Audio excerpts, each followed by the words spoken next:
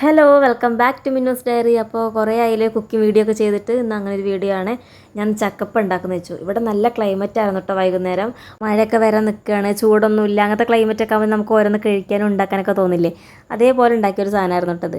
എന്നാൽ വാ നമുക്ക് ചക്കപ്പ ഉണ്ടാക്കാൻ തുടങ്ങാം. അപ്പോൾ അതിനായിട്ട് ആദ്യം തന്നെ ഒരു ബൗളിലേക്ക് നമുക്ക് അരിപ്പൊടി ഇട്ട് കൊടുക്കാം കേട്ടോ. കപ്പ് ഫുള്ള് എടുത്തിട്ടില്ല കേട്ടോ, കാരണം കുറച്ചേ ഉണ്ടാക്കിയുള്ളൂ, ഞങ്ങൾ രണ്ടുപേരും മാത്രമേ ഉള്ളൂ. പിന്നെ ഒരു തുള്ളി വെള്ളം പോലും ഒഴിക്കാതെ നന്നായിട്ട് ചക്ക അരച്ചെടുക്കണേ. പിന്നെ അതിലേക്ക് തേങ്ങ ചിരകിയത് ചേർത്ത് കൊടുക്കാം. അതിനുശേഷം നമുക്ക് ശർക്കര ഉരുക്കിയതും കൂടി ചേർത്ത് കൊടുക്കാം, ശർക്കരപ്പാനി.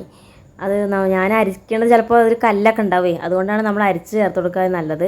ഇത് നന്നായിട്ട് മിക്സ് ചെയ്യാം. നമുക്ക് വേണ്ട പോലെ ശർക്കരപ്പാനി ഒഴിച്ച് നമുക്ക് നന്നായി പാകത്തിന് മിക്സ് ചെയ്തെടുക്കാം കേട്ടോ.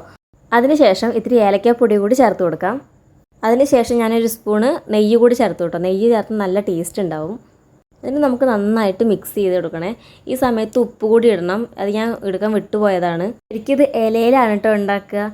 എനിക്കിവിടെ ഇല കിട്ടിയില്ല, അതുകൊണ്ട് ഞാൻ ഇഡ്ഡലി തട്ടിലാണ് ഉണ്ടാക്കിയത്. ഞാൻ മാരേജിന് മുന്നേ അത് വീട്ടിലുണ്ടാക്കിയപ്പോൾ ഒക്കെ ഇലയിലാണ് ഉണ്ടാക്കിയത്. ഇവിടെ എനിക്ക് ഇല ഉണ്ടായില്ല. ഇലയിലാവുമ്പോൾ നമുക്ക് ആ ഇലയുടെ സ്മെല്ലും കൂടി ആയിട്ട് നന്നായിട്ട് അടിപൊളിയായിട്ടുണ്ടാവും, ഈ അടയൊക്കെ ഉണ്ടാക്കുന്ന പോലെ. ഇനിയിപ്പോൾ ഇലയില്ലാന്ന് വെച്ചാൽ നമുക്ക് കഴിക്കാൻ തോന്നിയാൽ ഉണ്ടാക്കാതിരിക്കാൻ പറ്റില്ലല്ലോ. അതുകൊണ്ട് ഇഡ്ഡലി തട്ടിൽ ഇത്തിരി നെയ്യൊക്കെ തൂവി കൊടുത്തിട്ട് അതിൻ്റെ മുകളിലാണ് കേട്ടോ ഇത് ഒഴിച്ചു കൊടുക്കുന്നത്. ഇത് ലാസ്റ്റ് എന്താവും, സക്സസ് ആവുമെന്ന് യാതൊരു ഉറപ്പുമില്ല. അത് ഉണ്ടാക്കുന്ന ഒരു സാധനമാണ് കേട്ടോ ഇത്. ഞാനിതിന് മുന്നേ ഒരിക്കലും ഇഡ്ഡലി തട്ടിൽ ഇതേപോലെ ഉണ്ടാക്കിയിട്ടില്ല കേട്ടോ. ഇനി അങ്ങനെ ഉണ്ടാക്കുമെന്ന് എനിക്ക് അറിയില്ല. ഞാൻ എന്തായാലും അങ്ങനെ ഉണ്ടാക്കിയിട്ടില്ല.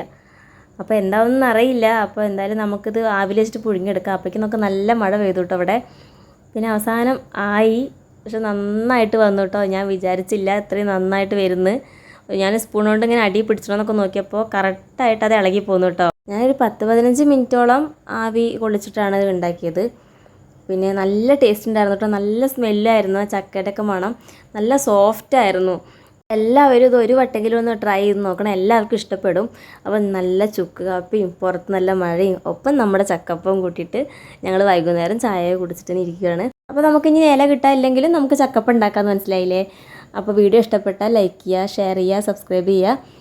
അപ്പോൾ നമുക്ക് വേറൊരു വീഡിയോയിലൂടെ വീണ്ടും കാണാം. ബൈ.